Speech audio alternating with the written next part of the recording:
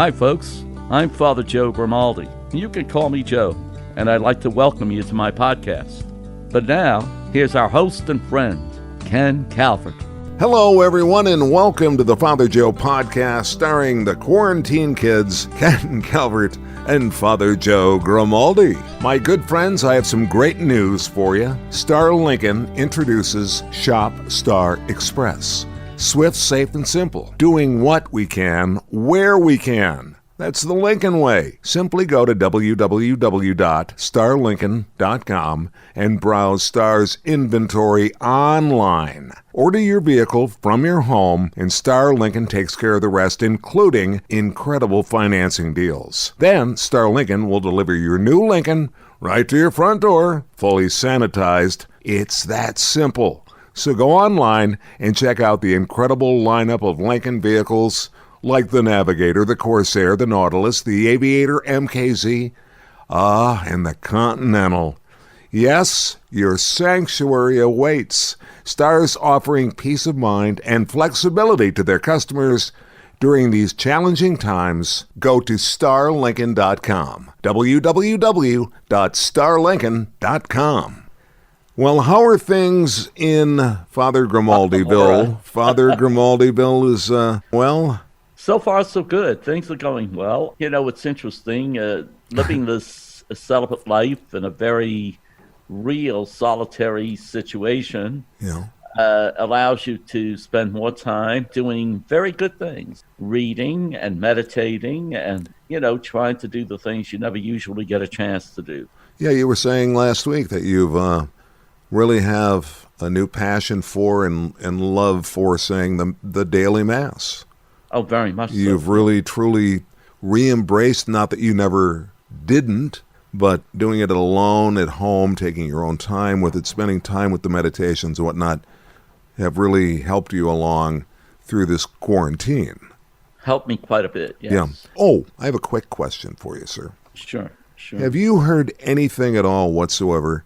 I've been watching these pressers with our governor, Gretchen Whitmer, here in the great state of Michigan, and it appears that she's sort of lightening up a little bit here and there, the landscapers. And of course, you can go get a potted plant now. I believe you can actually get paint if you want to spend time in your home, painting your own home. Little sarcasm there.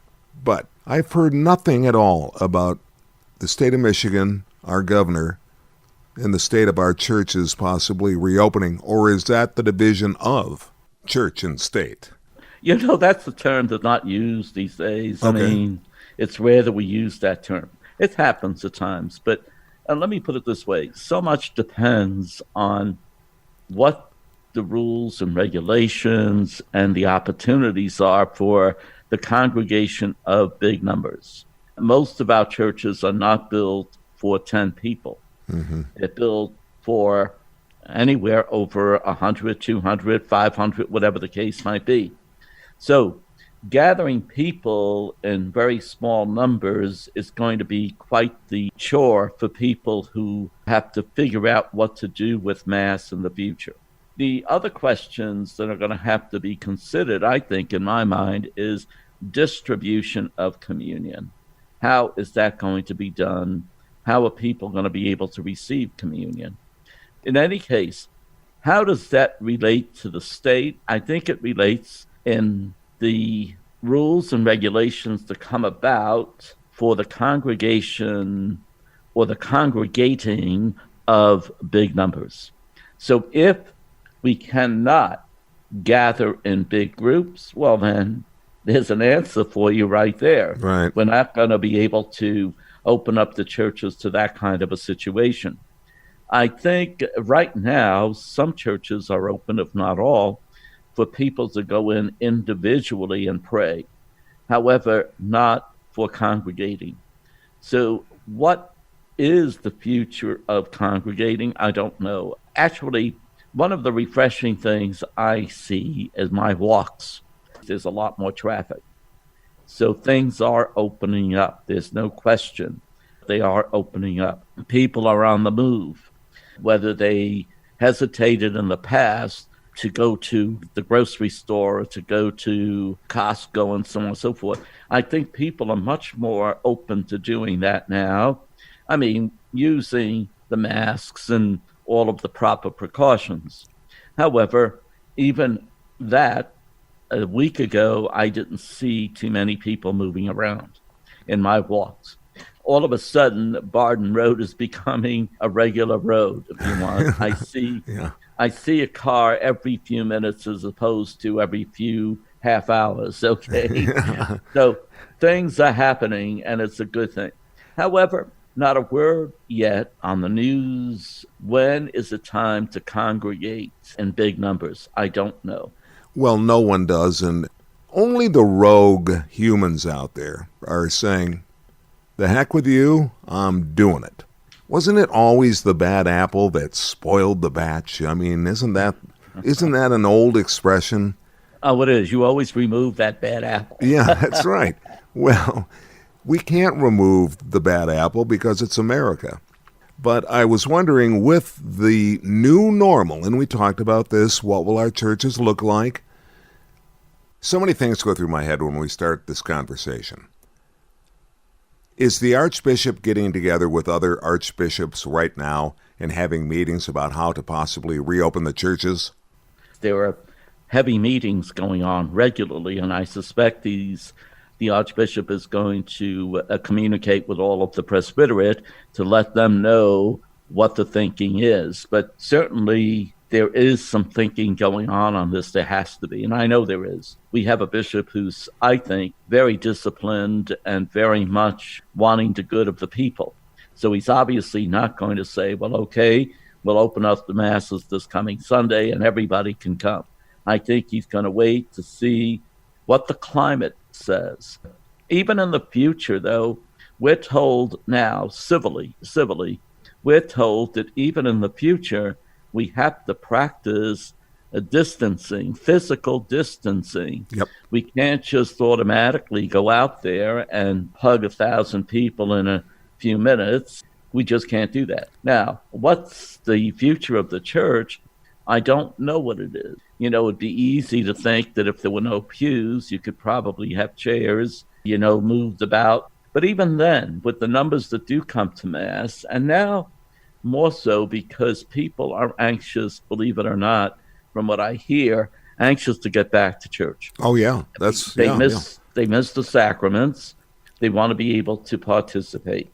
So to say, well, you're going to get tickets and only so many could come, or this group, beginning with the letters A to G, are going to come at 10, and there's another group coming at, this type of thing. I don't know.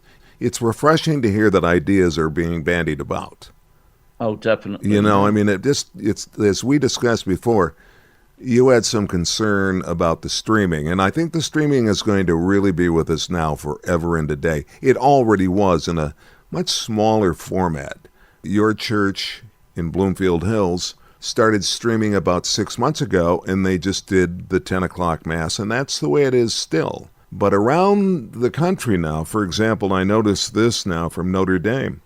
They celebrate Mass, and it is streamed online from the Basilica of the Sacred Heart, Monday through Saturday, every day, at 11:30 Eastern on Catholic TV and on whatever the Notre Dame Faith ND site is.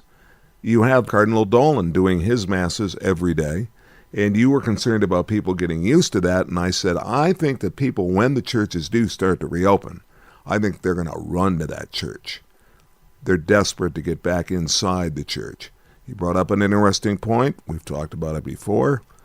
The distribution of the Eucharist is paramount to a lot of people, and I think it's hard for people to wrap their arms around spiritual Eucharist. Do you see a time, some way, that the Eucharist could be delivered in church once again? Well, better minds than mine are trying to figure this out. And how can we, and I know it's being talked about, how are we going to distribute communion? Communion in the hand, communion on the tongue, Matter of fact, I've even heard, and I don't think this would be possible, at least not respecting all of the religious decorum, having a bowl with the consecrated host and people going up to pick up their own. But even that could be dangerous because you have different people dipping into that one bowl. I don't know if that's even a possibility. Let me suggest something. This may be crazy, but let me just suggest something. How about individual containers, small in size? You know how restaurants, to lighten up food costs, got into wrappers and just like little cardboard containers, right? So that they didn't have the expense of having to do all the washing of the plates and all of that. Is it possible to look to that as a way of doing it? I think anything is possible. Individual servings, that is. Yeah. Is it probable? I don't think so. But anyway, that's my own opinion. I don't have anything to rest that on. It's my own opinion. I can't imagine enveloping each host in a package and then distributing the packages for people to take. I can't imagine, first of all, the work that would be required in doing that. Well, I'll do it for a start. Because it smells of commercialism, I doubt that it would be a possibility. Okay. And of course, I may be wrong. I mean, I don't have the final answer on that. It just seems to be irreverent in my mind. The reason why I bring that up is because my grandfather, who I never met, by the way, I'm told he was an inventor. And my grandfather, Abraham Lincoln Calvert, by the way, true story. Oh, I like that. Isn't that great? Yeah, he's out at Holy Sepulchre, by the way. The story has it that he came from a large family, and they were all named after presidents. You gotta like that theme, don't you? I do. You gotta like that theme, okay? But my grandfather, Abraham Lincoln Calvert, was an inventor. So somewhere I got that DNA pool, okay? That's why I'm trying to come up with a solution for the distribution of the Holy Eucharist in a non-commercial, blessed sort of a distribution. Well, one of the things that happens today, by the way, before this virus took over, was when people are distributing communion to those who could not be at church, the host is put into a Picts. Yes. So I could see where each person brings a host to Mass with a Picts, with the host already in the Picts, and puts them on the altar. And then you have the consecration, you have all of the ritual. And then when it comes time to receive communion, everybody takes his or her own Picts. I like it. Well, you see, I don't know. You've got a little Abraham Lincoln Calvert in you, Father Joe Grimaldi. I don't know about that. I'm not making light of any of this, by the way. I realize. You brought up the point that people want to know and are desperate to receive the Holy Eucharist, to receive communion. So I'm just saying, I think that's it's a tremendous idea. Well, that happens today when we consecrate the hosts for those who go to the homebound. Right. And they bring communion to the homebound. Yeah. They take that Picts and take it to the homebound so that the host does not really, it's going to touch some hands. I mean, if the people are going to put the host in the Picts, I think they're going to have to wear gloves and so on and so forth. The details I don't know. Okay, well, no, I know that, and I sort of went sideways on that, but I often do that to you, and I apologize for that. But now we're on to something here. I'm wondering, going back now, though, we didn't close the churches during the SARS virus or the Ebola. We have a flu season each and every year.